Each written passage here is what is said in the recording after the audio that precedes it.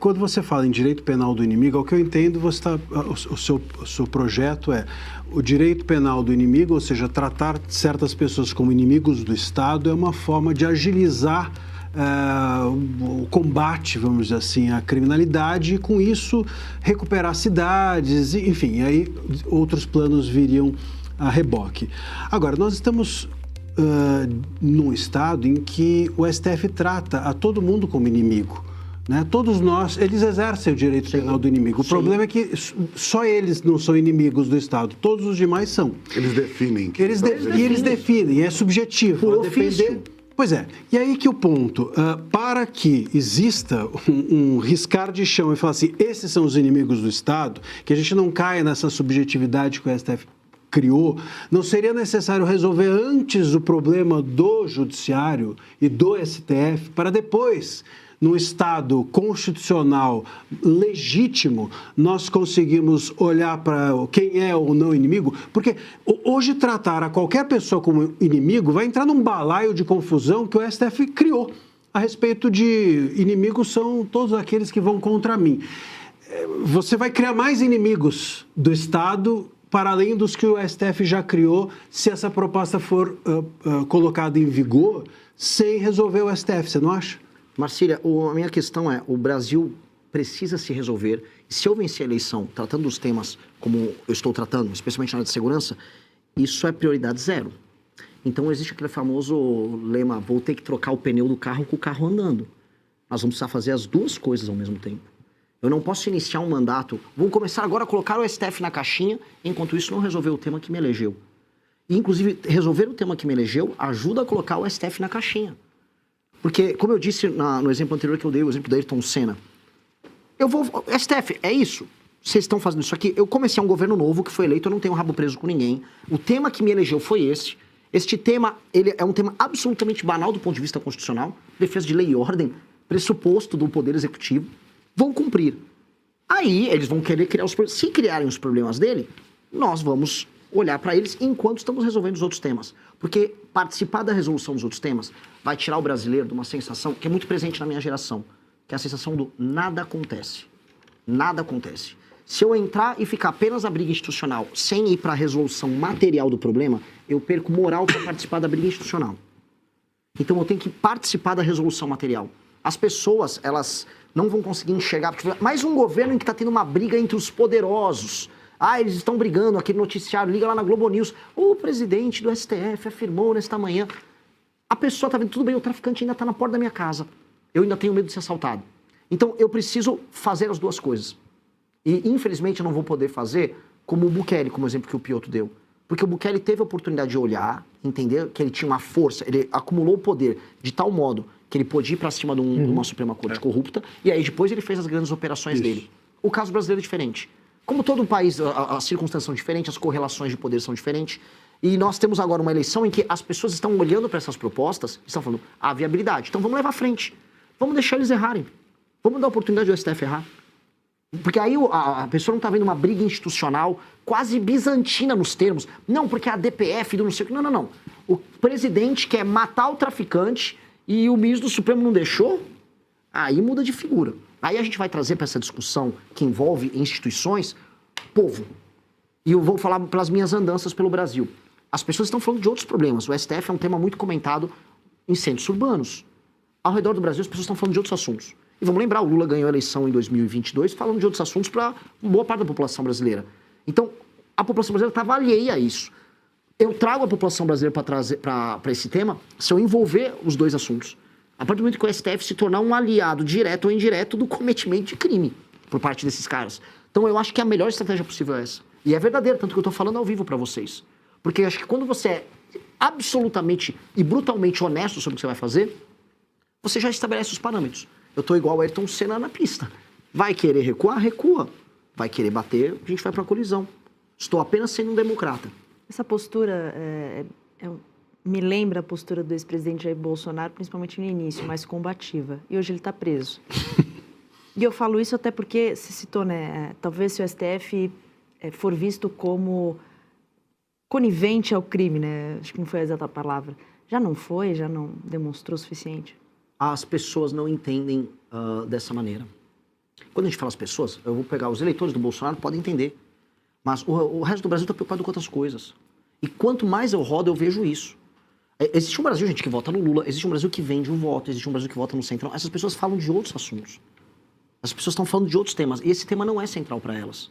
Isso é uma coisa que a gente precisa entender. Se a gente quer colocar as pessoas nessas discussões institucionais, esse problema tem que ser posto na mesa delas. Essa discussão sobre a briga do Bolsonaro, liberdade de expressão, ela é importante para um Brasil que é moderno. Lembra que eu comecei aqui falando do Brasil? É dividido entre um Brasil moderno e um Brasil arcaico, que tem compra de voto. Um Brasil que o Alcolumbre manda lá no Amapá. Esse Brasil que o Alcolumbre manda, ninguém tá ligando. As pessoas querem saber se vai ter show do Wesley Safadão no ano. É isso. E a gente tem que ser bem sincero. As pessoas vendem o voto. As pessoas mais humildes não entendem esse negócio de democracia. Porque elas são enganadas. Elas estão na mão de uma classe política muito parasitária. Então, para elas, o Alexandre de Moraes está acusando... Quê? Quem é Alexandre de Moraes? As pessoas não existe essa discussão. Eu acho que trazer os temas concretos delas e aí o STF se opor é a melhor maneira de colocar elas no jogo. Sobre o discurso do Bolsonaro. O Bolsonaro, ele vinha na esteira de um movimento. Foi o impeachment da Dilma Rousseff, foi a Operação Lava Jato. Só que o Bolsonaro nunca tornou tangível para as pessoas o que ele ia fazer. Ele falava muito em termos abstratos. Eu vou acabar com isso aí. Tá bom, o que significa eu vou acabar com isso aí? Quais eram as políticas para ele andar com ou acabar com isso aí? Acho que a gente tem que ser mais tangível, a gente tem que botar na mesa o que a gente pretende fazer. Mas o que é acabar com isso aí? O STF foi lá, enfrentou o senhor e vai torná-lo inelegível, cassou o seu mandato, e aí? O senhor vai fechar o STF? O que é concreto? Eu quero ver da parte do STF, então... Prender ministros? O que é? Eu quero ver da parte do STF que eles descumpram a lei, então, e que venham tentar prender o presidente da República, porque eu não vou aceitar isso. E o que o senhor faria, então? Eu vou resistir, como presidente da República, você tem que resistir. E vou usar todos os meios institucionais que o presidente da República dispõe para impedir que um golpe seja aplicado. Porque eu estarei no estrito cumprimento do meu dever de presidente. Veja, é um presidente recém-constituído. Eu não vou aceitar isso. Eu vou até o fim institucionalmente, usando todas as armas que um presidente institucionalmente dispõe, para impedir que seja aplicado um golpe contra ele. Porque aí estamos falando de um golpe puro e simples. Se eu fosse falar em termos estratégicos sobre o Bolsonaro errou muito no enfrentamento com o STF. Ele convocava manifestações com o tema eu autorizo. Autorizo o quê? Ou seja, ele ia... O Alexandre de Moraes era o Ayrton Senna no jogo. Ele se colocava numa posição, provocava o Bolsonaro ia pro choque. Só que o Bolsonaro recuava. Ao ficar nesse jogo de vai e recua, ele ficou na posição dele ter que atacar o STF. O tempo todo. E aí ele ia pros ataques. Eu não quero fazer o ataque institucional original. Eu quero fazer meu cumprimento do dever de presidente da República. Ele também falava que jogava nas 4 linhas. Mas ele o senhor ultrapassaria as 4 linhas? Quem vai ultrapassar? Eu vou deixar eles ultrapassarem. Se eles ultrapassarem. Se eles ultrapassarem, eu vou cumprir as 4 linhas, que é impedir um golpe. Isso é cumprir as 4 linhas. Aí eles que vão cruzar. O que eu tô falando é, eu estou no estrito cumprimento. Eu não vou chegar lá em Brasília, eu vou botar agora as Forças Armadas para derrubar o STF. Não vou fazer isso, muito pelo contrário. Eu preciso institucionalmente resolver o Brasil. O que eu tô falando é, se quem tentarem descumprir a lei brasileira, o presidente não pode aceitar. Quer dizer, o presidente existe na Constituição o Estado de Defesa, é o exemplo que eu dei aqui. Aí o presidente tenta colocar em funcionamento para cumprir um dever obrigatório do poder executivo do Estado brasileiro, que é defender seu próprio território. Aí não vão deixar?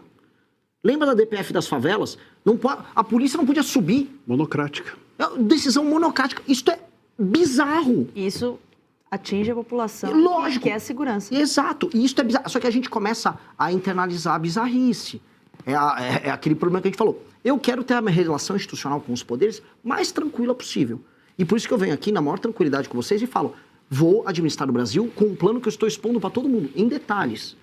E espero contar com a colaboração de todo mundo. Não acho que o STF vai fazer nada disso. Um presidente novo eleito com o STF todo quebrado em crise, a última coisa que ele vai querer é arrumar uma briga dessas. Com o presidente. Agora, se arrumar, eu não posso ceder. Senão eu vou meter um estelionato no eleitor. Eu vou chegar pro eleitor, falei o negócio, cheguei lá, não vou fazer. Eu não tô aqui a fim de fazer isso. Eu tô a fim de apenas cumprir o dever de um presidente da República de impor lei e ordem no seu país. Senão você não tem democracia. Não existe... Porque democracia... A gente é uma república antes de ser uma democracia. E república é res pública, é a coisa pública, é o interesse público. República pressupõe a força da lei e o estabelecimento de um pacto. A gente não tem pacto, a lei não é respeitada aqui. E as pessoas que deveriam guardar a lei, que são os membros da Suprema Corte, ficam criando interpretações do que é coisa e do que é pública. Não vamos aceitar. Não vamos ser estriônico, não vamos ser bobalhão, não vamos pedir golpe, não vamos fazer nada, eu só quero cumprir a lei. Agora, se vier me atrapalhar, eu vou democraticamente resistir. Que é o que se faz, ué. Volto a colocar, nós não podemos aceitar essa esculhambação. E espero que tanto o Congresso quanto o STF se comportem de maneira republicana, mais do que democrática, é republicana. Até porque a crise que o Brasil passa é uma crise de republicanismo, de compromisso em fazer a coisa pública pelo bem público, pela nação brasileira. Fica todo mundo jurando a bandeira, mas ninguém sabe o que é o papel que o Estado tem que ter. O papel básico que o Estado tem que ter é garantir a integridade física dos seus cidadãos. O Estado brasileiro não entrega. O Estado brasileiro é falho, o Estado brasileiro é um Estado canalha. As pessoas pegam raiva do Brasil e querem se mudar do Brasil porque o Estado aqui, ele te cobra o imposto, o bandido te assalta e ele vai lá e cuida do bandido, que o papel da justiça é ressocializar. Isso tá tudo maluco. Eu começo a falar aqui, desculpa, começo a me passar, porque começo a ficar vermelho. Dá ódio, é ódio puro que vem. Então, assim, veja, eu fiz faculdade de Direito na USP, eu tive aula com boa parte dos ministros e ex-ministros. Teve aula com o Xandão? Xandão, professor, Lewandowski. Bom professor? Lewandowski, professor carismático, bom professor de teoria geral do Estado. Tive aula com, não foi para o STF, mas com a Janaína Pascoal, trabalhava na parte de penal. Todas essas pessoas ficam falando da beleza do Estado Democrático de Direito, só que ele virou, cada um tem o seu Estado Democrático de Direito, cada um com a sua cor. E a gente não tem algo que nos une e fale, ok, esse Estado Democrático de Direito é o meu Estado Democrático, é o Estado dos brasileiros. Pois bem, destruir o crime organizado é algo que pode repactuar o país, de norte a sul. Hoje, um menino no Nordeste e um menino em Santa Catarina não querem ver seu celular ser roubado. Isso aqui é um tema que a gente unifica um país que está rachado. As pessoas estão se odiando. E aí fica o STF só nessa loucura. Não aguento mais essa loucura. Quem fez o nós contra eles? É do PT. Lula... gestão do João Santana, gestão de marketing. Porque, veja, o PT ganha as eleições de 2020. Esse ódio brasileiro não existia. Eu estou há 53 anos nesse país, desde quando eu nasci, 54 para ser preciso. Não me lembro desse ódio. Você tinha, sim, divisões, questões socioeconômicas, mas... Piadas interregionais. Não seria anterior? Desculpa, só entrar nesse mérito, porque você falou, e eu lembrei imediatamente de uma retórica que a esquerda sempre usa, de que foi a Regina Duarte que começou o nós contra eles lá atrás, na disputa entre o presidente Lula, eleito, né, e era José Serra. No primeiro mandato. O primeiro candidato foi José Serra. 2002. Eu tenho medo. 2002, na primeira eleição. Mas ela falou que tinha medo, né? Eu tenho medo. A divisão, traçada como uma divisão de dois países, a meu ver, começa quando o Lula contrata o João Santana. Porque o Lula vence a eleição em 2002 ele ganhou em São Paulo, acho que ele ganhou uma parte dos estados do Sul também. Sim, ele ganhou praticamente tudo, acho que ele perdeu, não sei se foi em Alagoas, ele perdeu, foi um pouquinho. Então o Lula ganhou ali no Brasil todo, ele deu uma lavada, inclusive, no segundo turno no Serra. Vem um mensalão e vem o Bolsa Família, são dois fatos que separam o Brasil. Porque o Brasil antipetista fala, pô, isso aqui tá errado, o cara tá comprando o Congresso. E, ao mesmo tempo, eles estavam comprando o Congresso e parte da população. Com a política Bolsa Família, que, querendo ou não, teve impactos que melhoraram a vida das pessoas. Tinha pessoas que passavam fome ou tinham, vamos dizer, do ponto de vista alimentar, uma insegurança gigantesca. Então, eles fizeram aquilo, houve uma bancarização, houve consequências de reformas que foram feitas no governo anterior e as pessoas sentiram que materialmente a vida delas melhorou. Mas quem sentiu mais? Mas acabou com a porta de saída. Óbvio, pelo amor de Deus, eu não estou aqui fazendo defesa do modelo deles. Estou falando que foi uma política pública, querendo ou não, reduzir o processo de favelização. Porque as pessoas passaram a não precisar migrar tanto para a cidade para poder sobreviver. As pessoas podiam ficar na sua cidade, recebiam o cartãozinho Bolsa Família e se mantiveram ali. O problema é que as cidades não se desenvolveram e agora a gente está com uma outra bomba, que são cidades hoje, cidades do ponto de vista da arrecadação fantasma. Cidades paupérrimas e sem atividade econômica. Mas voltando para a divisão. Quando eu começo a perceber que certas pessoas começaram a gostar mais do Lula do que outras, que foi um eleitor mais humilde, o eleitor do Nordeste, aí vem o Lula, vem aquele Pedro João Santana já focando na eleição de 2006 e fala, racha o Brasil. E aí o Lula começa, você lembra a briga dele com o então PFL, depois vira DEM, do Brasil do loiro de olhos azuis, o Brasil de olho azul lá, que as elites que não gostam de mim, ele começa a fazer este corte. E ele começa a defender um tipo de Brasil contra outro tipo de Brasil. Ali começa essa divisão, que não está curada até agora. E para mim está se agravando. Para mim, cada vez mais está se agravando. Esse não seria pré-candidato, um problema, uma questão global, essa polarização? Ela tem acontecido em vários países do mundo, cada um com a sua característica. O povo brasileiro ele é efusivo e na hora de ir para a rede social, todo mundo perde o filtro, né? Mas isso não estaria acontecendo no mundo inteiro, na escala, ali naquela rodinha de evolução da civilização? Será que não seria a hora de polarização? A polarização ideológica é uma coisa. A gente está tendo uma polarização que ganha contornos quase étnicos. Eles estão criando a etnia do norte do Brasil versus a etnia do sul do Brasil.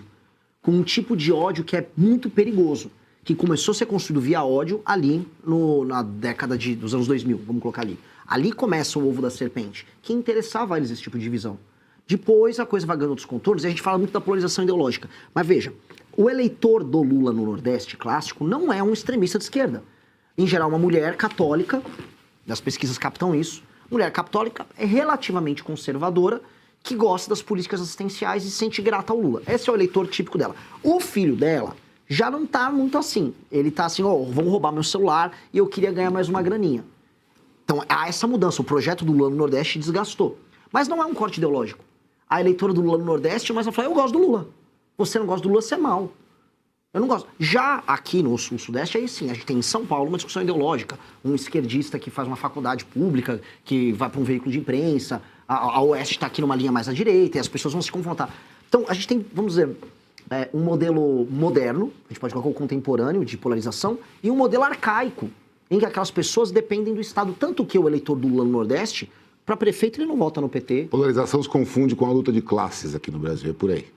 Eu nem diria isso, porque esse eleitor muito humilde que o Lula pega, ele nem está dentro de uma lógica de luta de classes. Ele está numa lógica de assistencialismo e de manutenção da sua própria vida via agentes do Estado. Por isso que ele vota no Centrão.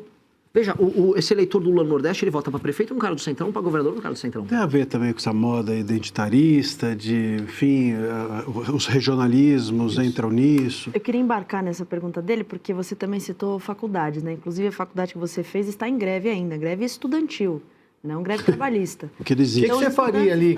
Que não existe. Eles estão parados e eu quero cutucar a questão da cultura, porque talvez essa polarização ideológica venha daí, né? Você tem muitos estudantes... bom, só de você entrar na Fefelete ali da Universidade de São Paulo, não precisa ir muito longe. E ali eles estão propondo até mesmo receber salário mínimo para estudar. Então eu queria que o senhor comentasse... O que você faria com aquelas cadeiras que estão obstruindo a passagem de um prédio público ali? Você que inclusive conhece a programação da greve estudantil tem filme, Campeonato de Xadrez e Pebolim. A Tawane foi lá presencialmente ver o que está acontecendo. Vamos voltar à questão da decisão executiva. O que você faria com quem impede a passagem num prédio público? Eu vivi muito isso aí na época da faculdade. Eu era um fura-greve, né? Eu brigava com professores ali, porque os professores estimulavam muito a ideia da greve dos alunos. Lei e ordem. O governador tem que meter a polícia ali, botar todo mundo para estudar e jubilar o estudante. Mas São Francisco não tem greve, né? Não sei se ela tem greve ali na cidade universitária. É que já teve. Já Tá teve. Tá, vamos pegar um exemplo prático. Uma vez o governador Mário Covas, uma greve aqui, os professores da PUESP, você lembra, né? Nós estávamos lá. Exato, lá. Aqui na República, puseram lá também cadeiras, mesas, para impedir a entrada. O Mário Covas foi lá, no peito aberto, literalmente, e abriu a passagem. Isso. E aluno Você os trataria como inimigo do Estado? Não, aí, assim, por mais que aí eu abro o ovo da serpente nosso, né? Vamos botar... Lógico que você colocou mais como uma provocação, mas não. Acho que isso tem que estar bem circunscrito a facções criminosas. Até porque senão, né, entra um governo de esquerda e vai falar que vocês são inimigo, eu sou inimigo. Temos que ser cuidadosos nisso. É só facções. Mas dito isso, lei e ordem. Lei e ordem. Dentro dessa... Novamente, há aquela ideia da autonomia universitária, a ideia que ali é uma república própria. Papinho, tem que estabelecer autoridade. Papinho, isso custa muito caro. Um valor enorme do ICMS é destinado de maneira obrigatória, por conta da Constituição Estadual, para USP, Unicamp e Unesp. E aí fica os alunos pegando o dinheiro que eles recebem, assim... Vou pegar um exemplo, porque esse aluno de esquerda vai falar, a mãe quilombola no Vale do Ribeira, quando vai comprar um leite, o ICMS que pagou ali tá indo sustentar a greve desse moleque. Esse moleque tem que se danar, tem que ser jubilado. E o salário do professor da São Francisco, que não precisa do salário, porque está ali só para obter status. Lógico. Aquilo é um branding para ele vender. Eu quero voltar a um tema que a gente falou. Temos tempo mais uma última pergunta, por favor, Edilson. A gente falou sobre soberania só no primeiro bloco, então a gente se afastou um pouco do tema. Em última instância, pelo menos na política internacional, soberania é poder bélico, em essência. Sim. O último que falou sobre autonomia nuclear, bomba atômica, foi o Dr. Enéas, já falecido, e virou objeto de escárnio. Sim. Esse assunto ficou esquecido por causa disso. Quem falasse voltaria a ser objeto de escárnio. Mas se o senhor quer ser presidente e de um partido que é soberanista, o senhor vai ter que falar sobre esse assunto. Como é que o senhor vai vender esse assunto para a população e o que o Missão tem de política para as Forças Armadas? Bom, O Brasil, eu volto a colocar diagnóstico, eu já havia comentado, o mundo está em crise, o Brasil tem um dos maiores territórios do mundo. Eu dou esse exemplo sempre que ele choca as pessoas. Em termos de território gigante, população de mais de 120 milhões de habitantes e economia de pelo menos, sei lá, 1 a 2 trilhões de dólares, você vai ter algumas nações que são Rússia, China, Índia, Estados Unidos, vamos botar a União Europeia como bloco e Brasil. Qual desses não tem bomba atômica? Nossa. Só nós. O Brasil tem recursos hídricos, ele tem recursos minerais de toda sorte, ele tem terra agricultável, sol, nós sempre contemos o sol, porque o sol permite 2 safras por ano. Só o vento. Então a gente tem muitas fontes de energia, um país abençoado nesses termos.